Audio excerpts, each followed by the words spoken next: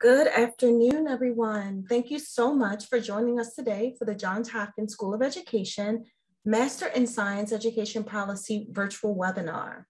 My name is Tyrene Maddox, and I am the admissions coordinator in the admissions office of the Johns Hopkins School of Education.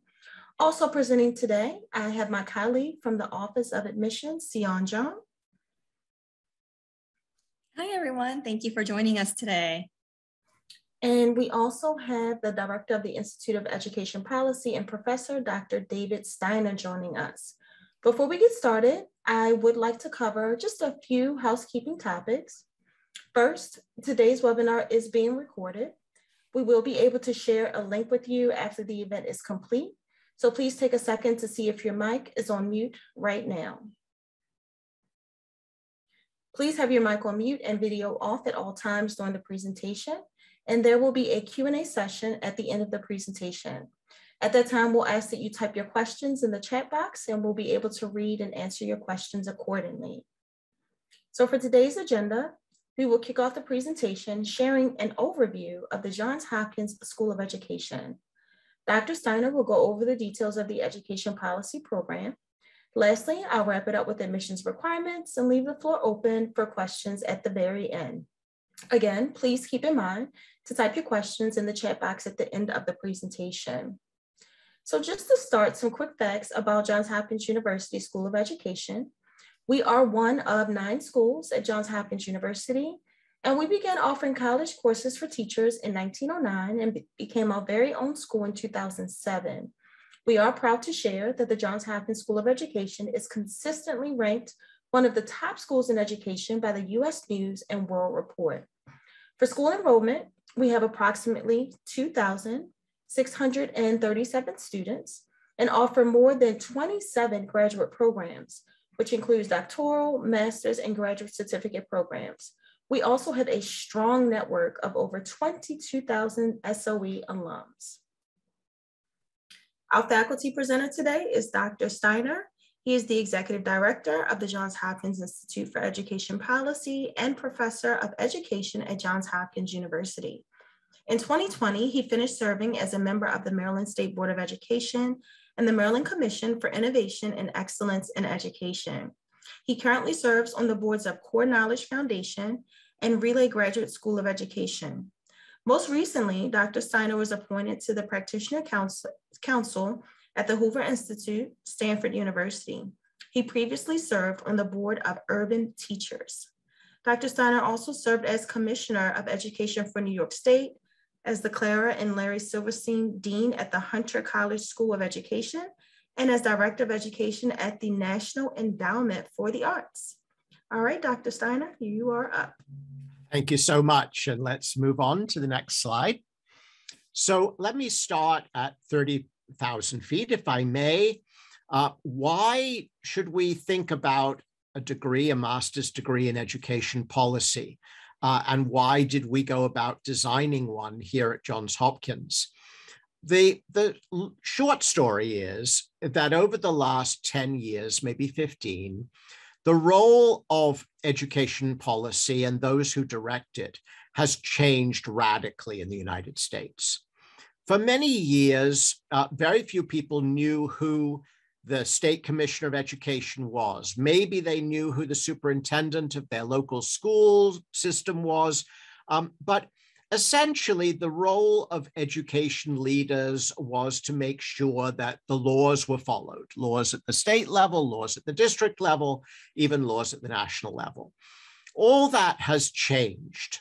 Today, policymakers in K-12 education at every level are supposed to be active, and active because this country's overall level of educational achievement is quite modest by international standards. The United States is no longer at the top of the world and far from it in certain subjects, and because we expect that the tragic gap between different groups of our students, underprivileged students, students of color, that gap be narrowed, if not closed.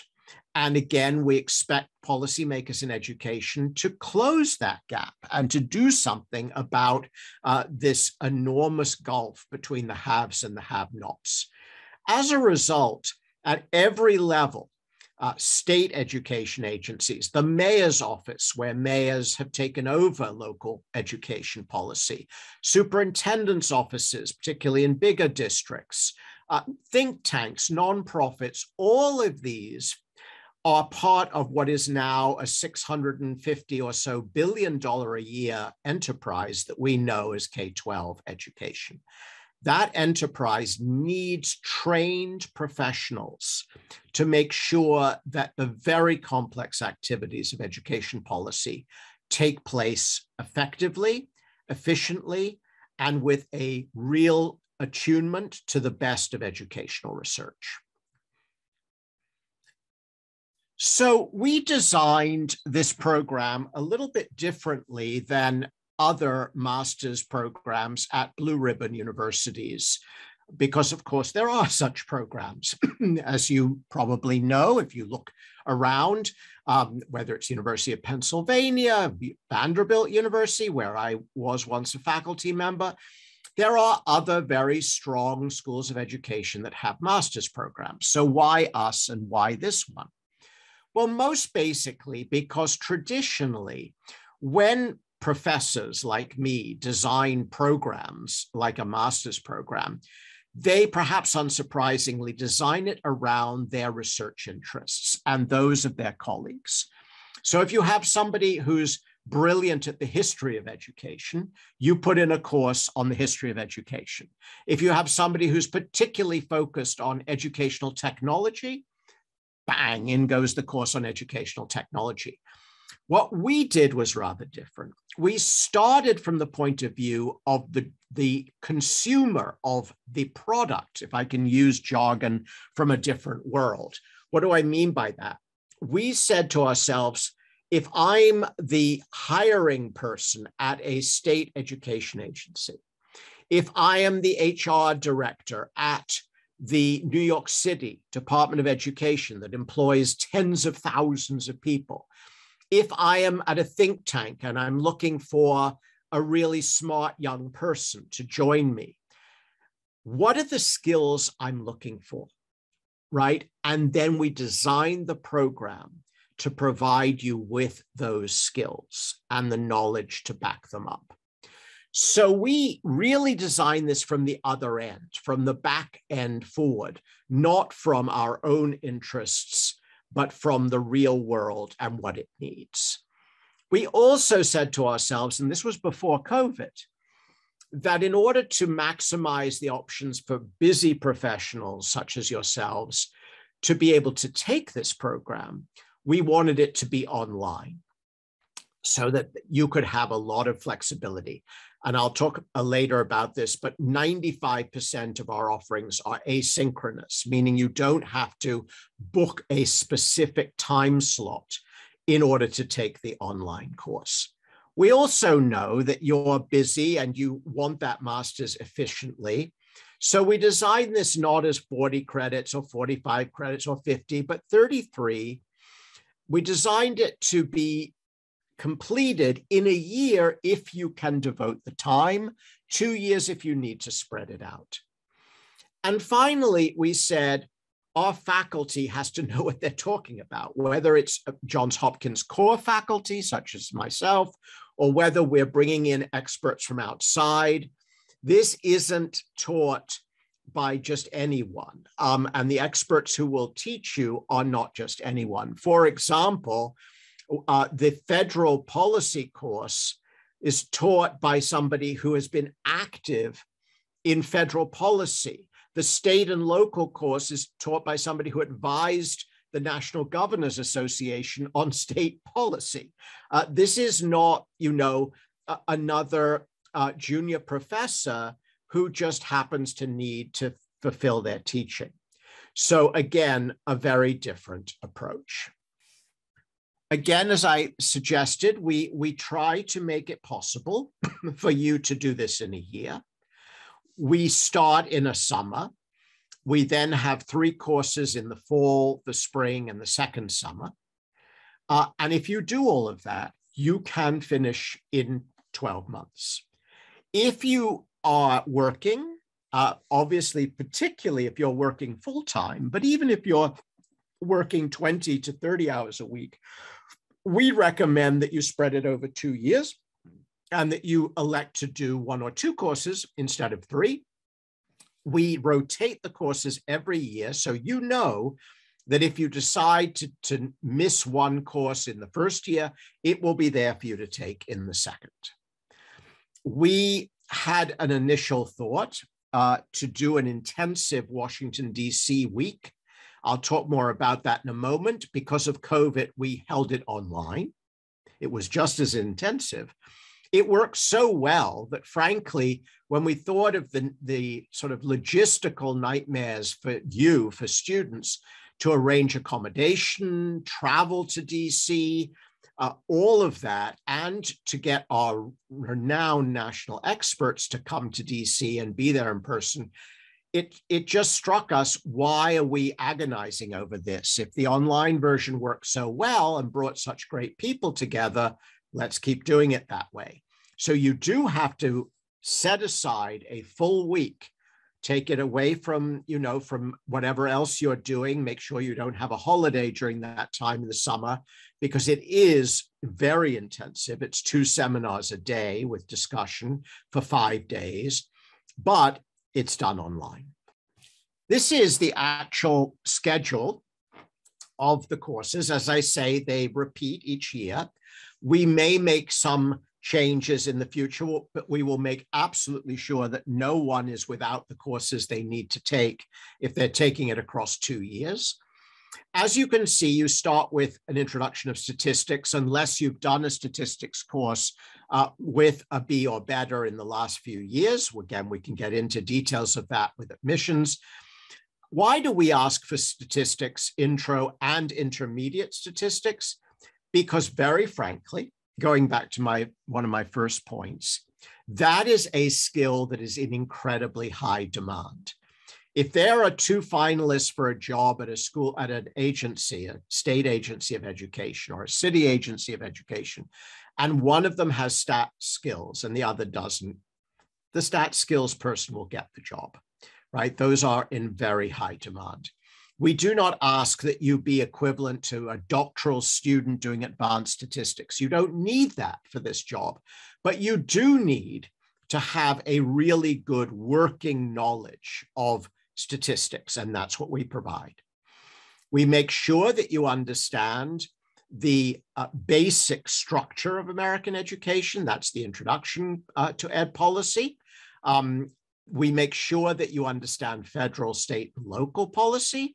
We have much to learn from countries abroad, many of whom are more successful than we are. So we bring in international. Educational finance is critical and often not taught, frankly, in these kinds of programs. We want you to understand how education finance works at a district level, and that is not a simple business. We know that so much that impacts student learning isn't coming from the school. It's coming from the world that the child inhabits, the other 90% of her or his waking and sleeping hours. So we look at outside the schoolhouse. Crucial is the preparation for you to understand education research. It's placed deliberately after the statistics courses so that you can use your stats knowledge to unpack education research.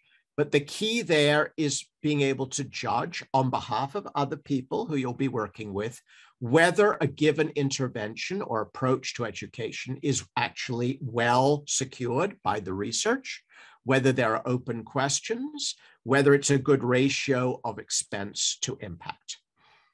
We also do a capstone project, which is individual, where you work on a research paper. I am doing that course, this iteration.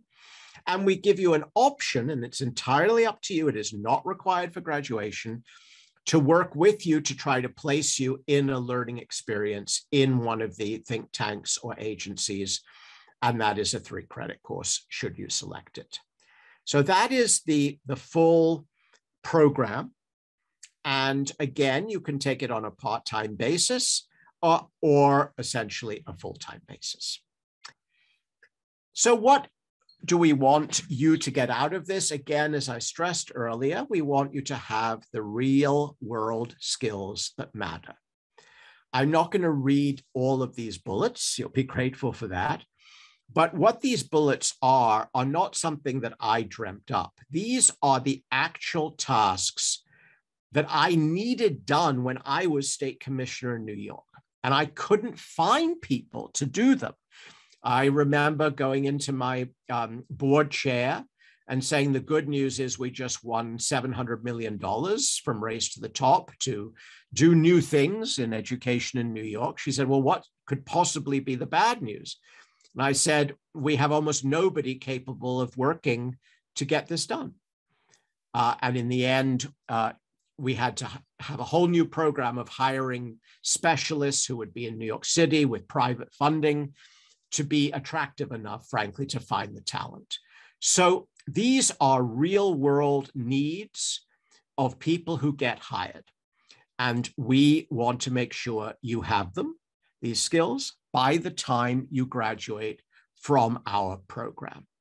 And again, you'll see that this is not really the traditional academic program. An academic program has you reading a lot of stuff and writing long papers about it. We ask you to do policy briefs. We ask you to do op-eds, right? We ask you to do short summary papers, because no one who's hiring you is going to say, oh, go away for a month or two, write me a 50-page paper on this piece of research or this suggestion. That's not how the real world works. And thus, it isn't the way we designed our program. I spoke already about this. We call it a residency because you have to be available and resident in the program. But again, it is going to be online, as it was during our first iteration. It is 9 to 4. It is extremely intense. But our guests are spectacular. And all of the students who went through this memorialized this as one of their very top experiences during the first year of coursework. So we brought folks like the chief of staff to the former Secretary of Education. So Joanne Weiss was Arnie Duncan's chief of staff. She talked about what it was really like to create a major federal program. We brought city superintendents, including Sonia Sontelises, the superintendent here in Baltimore, to talk about the real world of crisis day-to-day management of a big city system. We brought one of the most famous bloggers in the country on education, Andy Rotherham, to talk about how he saw education policy and reform. So you were hearing it, our students were hearing it from the people who actually are doing the work and who did the work and were in charge of the work. And it was a real wow experience for all of us. I learned things, and I enjoyed it just as much as the students did. So this is unique. No other program that I know of has something like this. And of course, we share well in advance the dates, usually in July, early July, the date of this week that you will need to bracket in your diaries. I don't want to repeat myself here, but it's a good summary of what puts us into a different.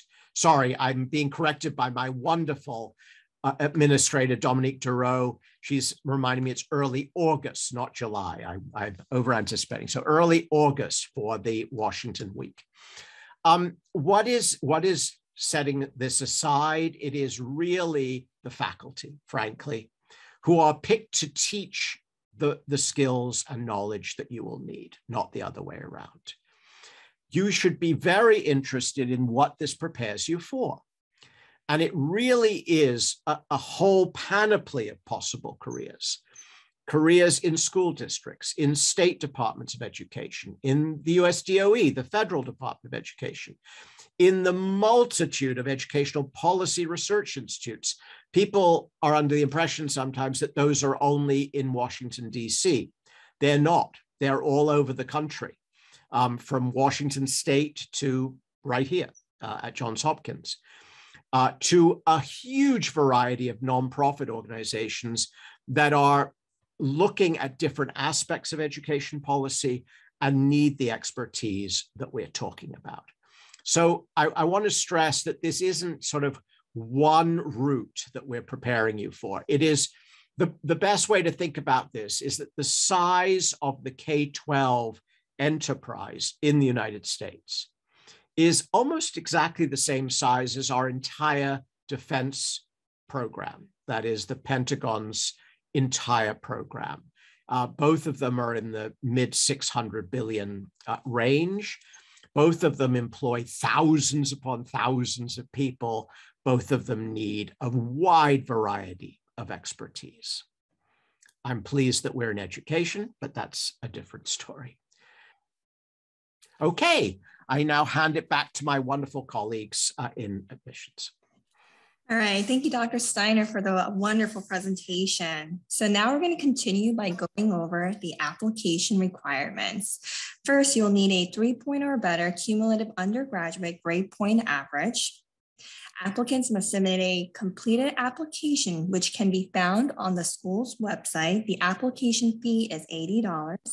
Official transcripts from all post-secondary institutions that you have attended. Again, we need all official transcripts, including institutions you may have taken courses but did not receive a degree. Essay and a current resume, 3 letters of recommendation. And finally, the GRE is not required for this program. And please note the application deadline for the education policy program is April 15, 2022. Let me just add a word, if I may. This is absolutely accurate on the 3.0, but while we are very conscious of academic quality of our applicants that are accepted, we will look at you if your GPA is a little below this, by balancing it with your letter of interest, a letter of recommendations. We think of that 3.0 line as a guidepost, but not as a wall. There may be reasons, for example, why you had a weak year. Any one of us can have a particular tragedy or difficulty or health issue during a year. That can be explained. So we use it, as I say, as a guide, but please don't be frightened away.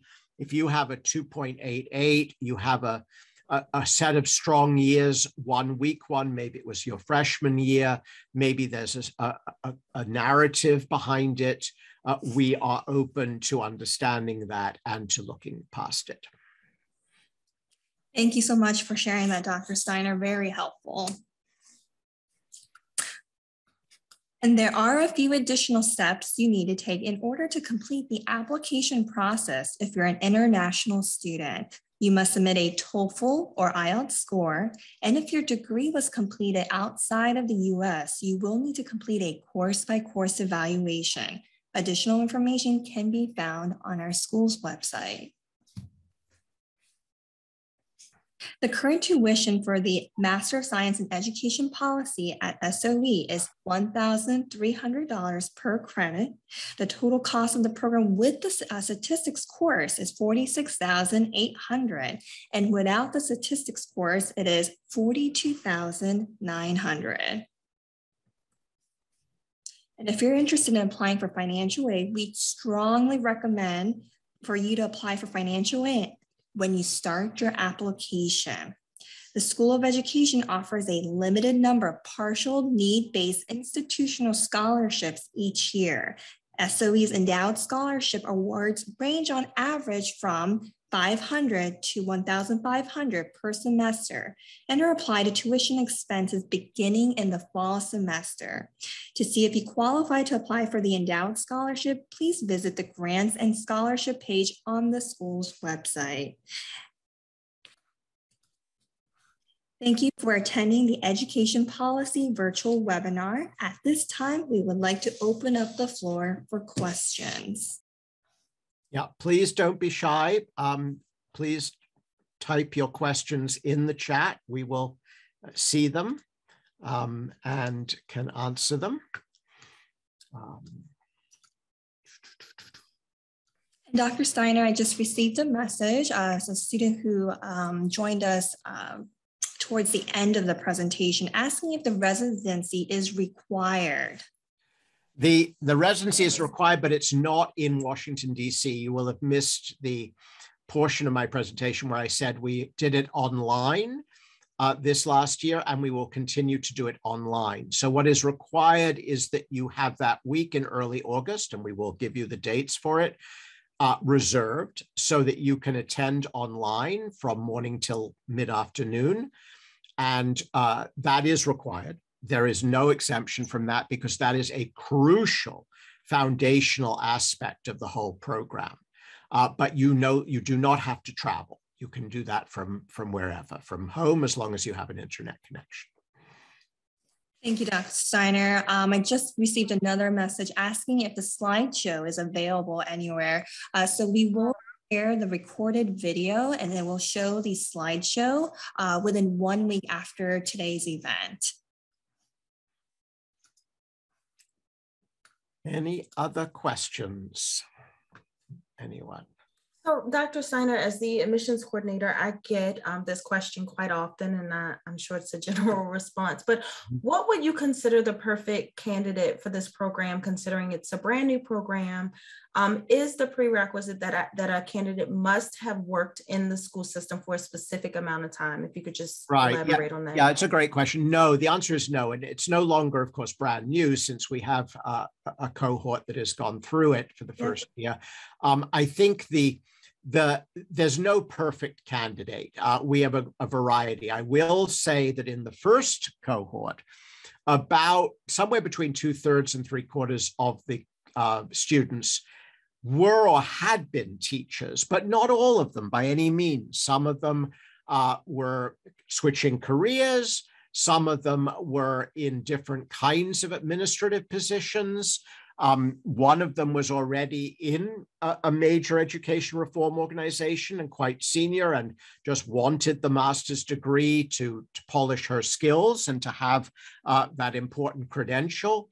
So what we really do look for is why you're interested, right? And it may be because you've been a teacher and now you want to try to make a difference in a different way by impacting policy. But there may be any number of reasons why you're convinced that you would like to do this. So that's important. We have a question about how much time most people devote to coursework. Please don't think that I'm avoiding this question when I say that we talk to individual students about this because there is no typical time per student. Why do I say that? For one student, statistics is a struggle. I'm just going to be frank about that, right? If you have problems with math, maybe you have a little bit of math phobia, you weren't taught it well, whatever reason, you're going to work really hard, right, on that intro to stats course. Hopefully, by the time you do intermediate stats, it'll be more natural to you. But if you're somebody who has found numbers fairly easy, you may breeze through it, right? You probably will take 1/3 of the time that your fellow student has taken. In another case, you may struggle with writing, right? And it turns out that what one student does, a quick draft, and then there's a final 3-page memo that took, an hour and a half, 2 hours. The other person sweats for 4 to 5. Reading speed. We are very careful not to give you hundreds of pages of reading. This is not that kind of course. But it is still true that some of the reading is dense. And again, people's reading skills do differ. So it's very, very hard to generalize. If you're taking, let's say, 2 courses at a given time, you may find that one course takes you in a given week 4 to 5 hours, and the other one takes you 15. That would be a lot, but it's possible, right? If you're struggling with stats, more likely to be less than that. Again, you know your work skills. You also know how effective and efficient you are about working alone. Obviously, the instructors are there to help you, and you can email them and contact them. But this, you will not have the benefit of a roommate, shall we say. We do encourage students, and they have done this, to get in touch with each other electronically. That's important. And you can get real encouragement from that process. But still, in the end, you may be holding a job, you may have a family, and you've got to discipline yourself to do the work. Again, the more adept you are at self-discipline and getting things done, the more effective and efficient you're going to be. So it really does vary. But the basic rule of thumb that I use is that if you're working 20 hours a week or more, it's going to be almost impossible to do this in the year. Certainly 30 hours plus. I mean, we have one person who's trying to do that, and so far she's managed it amazingly, but she must have a willpower that I don't. Let me just put it that way. So that's our rough, if you're working 10 hours a week, 15, if you're not at the same time trying to manage, 2 very young children, then maybe, yes, you could do that 3 courses at once, which would be required at certain times to get this done in a year. All right, thank you, Dr. Steiner. So the next question, again, it was a private message asking, how many students do you plan on accepting for the next cohort? Well, we are aiming at about 25. We think 20 to 25 is a good number for cohort, but something in that region. That region. So I think, we don't want a single cohort of 40 students because we just think it's too many to have a meaningful unit. And Erika just asked a question, which I think I just answered about, no, it's really, we don't encourage full-time employees to be full-time students. Just not a good idea unless you've got amazing willpower and incredible self-discipline. Again, as I suggested, 20 hours is sort of our rough recommended break-even point. Fewer than 20 hours a week of employed work. Yes, you might be able to do it in a year, certainly 10 hours or less, absolutely. More than that, depending on your family situation, very difficult. 2 years is recommended. Yeah. Okay, any other questions? Well, I'm going to put my email in the chat, just a second. So please feel free to contact me. As I say, you may well hear from Dominique Dureau, who has been a miraculously wonderful administrator of the program. She is terrific, and you will get to know her in the next few weeks if you are asking questions about the logistics.